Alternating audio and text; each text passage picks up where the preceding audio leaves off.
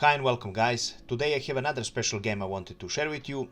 This game features our favorite player from the channel, Emil Joseph Diemer. If you don't know about him, I covered one of his games in my most popular video, Push Only Pawns and Win a Chess Game. He was a really creative player, a player who often broke the rules of chess and who often won his games in a truly spectacular way, and this game is no exception as well. He won this game with a beautiful queen sacrifice and then finished the game with even prettier checkmate, so I'm sure you will love this game as well. Also, just a quick note, if you enjoy my videos, please make sure to leave a like, comment and share the video, as it will help me reach more people and it will help me grow my channel. Thank you in advance guys, and we will now go straight to the game.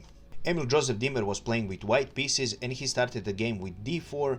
His opponent was Wolfgang Ludwig, a lesser known opponent, and he replied with d5. Game continued with e4 for Diemer. By the way, this opening is called Blackmar-Diemer Gambit and it is named after Emil Joseph Diemer. Of course, he's the one that perfected it and who invented it. So game continued with d takes on e4 and knight c3 was played for Emil Joseph Diemer. Knight f6 was played for black. Black now wants to protect his pawn here. And white now continues with f3. His idea is to give this pawn as well and then to develop his knight or his queen. In this game, e takes on f3 was played, and right now white has two options. White can either take with his queen or he can take with this knight. In the game, knight f3 was played, but I will show you what would happen in the case queen f3 was played for white, for example. Then the game usually continues with queen takes on d4 here, and we continue with bishop e3, developing our bishop and attacking the black's queen. Usually black continues with queen g4 because right now he's at 2 pawns up and he wants to trade the queens. Of course, we will castle on queenside in this position. Black will take. We will continue with knight f3, and this is the end of this variation. Black has 2 pawns up, but we have a faster development. We already castled, and the idea for white is to try and attack the underdeveloped black's position. So this is one variation of this position. Of course, this wasn't played. Knight f3 was played for Diemer, and game continued with bishop f5 for black, and white continued with knight e5. The idea is simple. You want to grab as much space as you can since this knight is not developed, and you can possibly threat this pawn on f7 as well. And black played e6, which is an inaccuracy by the computer. Computer recommends playing this bishop on e6 was the best for black in that position. Of course, after knight e5, if black plays something like knight b to d7, we have a sneaky attack with queen f3, and in case black takes our knight, we continue with d takes on e5, and right now this knight is attacked, this bishop is attacked, and this pawn will fall, and this is a really scary situation for black, and that's the reason why I wanted to show you this tactical idea. So in the game, e6 was played, and the game continued with g4 here. Right now this bishop is attacked, so black is forced to move him somewhere. He played bishop g6. Again, computer sees this as an inaccuracy and recommends moving this bishop to e4 and attacking this rook here, and possibly offering a trade of bishops, since now black has a pawn up. And that's the idea behind this. White continues with queen f3 here, and black is scared of this pawn falling and he plays c6. Now, although this is a perfectly normal move, black has another idea here. So instead of playing c6, black can just take this pawn. He purposefully sacrifices this pawn, and the game continues with knight takes on g6 firstly, h takes on g6, and after queen takes on b7, black replies with bishop c5. The idea is to give check here and to disrupt white's king.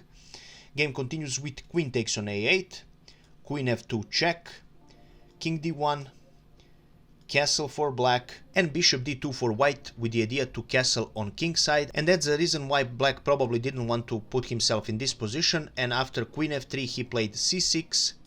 Game continued with g5 right now. Emil Joseph Diemer continues his attack in his known style by pushing his pawns. So right now black is forced to move his knight. He plays knight h5. Game continues with bishop e3 for white, continuing the development of his pieces.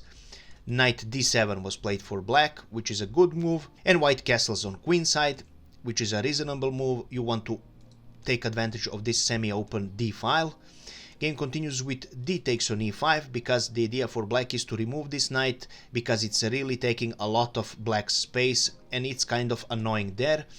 D takes on e5. Right now this queen is under attack, so black plays queen c7. In this position Diemer played bishop g2. Computer sees this as a mistake and recommends playing this bishop on d3 with the idea to trade these bishops. By the way, white leaves this pawn free for taking as well, but it's not free, it's actually a tactical idea and black just falls for it. He plays queen takes on e5, which is a huge blunder and right now leaves white with a nice tactical attack and a beautiful queen sacrifice. White played queen takes on c6 check. A brilliant move right now. White has two options. First option is to play king e7. If he does that, queen d7 is checkmate. King is not able to go on this square. So practically after queen takes on c6 check, black is forced to take this queen. B takes on c6. After this, game continues with bishop takes on c6 check. The only left move for king is going on e7. Now white continues with rook d7 check. Again, the only free square for black king is going on e8. Game continues with rook d5 check. The only left square for black king is on e7. And right now Emil Joseph Diemer could have continued this game by taking this black queen, but he had something much better, of course. After king e7 he had bishop c5. Another great check and another great attack on black's king. The only move for black in this position is queen d6, which is forced, and black continues with rook takes on d6. Although bishop takes on d6 was tempting, rook taking on d6 was even better, and I will now show you why. In order to avoid checkmate, black plays f5 in order to open the space around his king, but the game continues with rook d7 check. King is now forced to go on e8 as the only free square here. Game continues with rook takes on a7 check. Again, there is not much black can do. He has only one free square left, and that is king d8. After which game continues with bishop b6 check.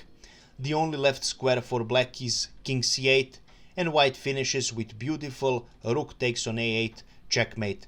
So look at these amazing positions, two bishops blocking each of these squares, and of course white rook giving the deadly check, which leads to checkmate here. A truly spectacular game and a really beautiful finish here by Emil Joseph Diemer. Again, his games are really something else, and I really hope you guys enjoyed it as much as I did. If you guys enjoyed my video, please leave a comment, like and share this video, as it will help me reach more views and it will help me reach more engagement as well. Thank you guys in advance, and we will see each other in the next video. Bye bye.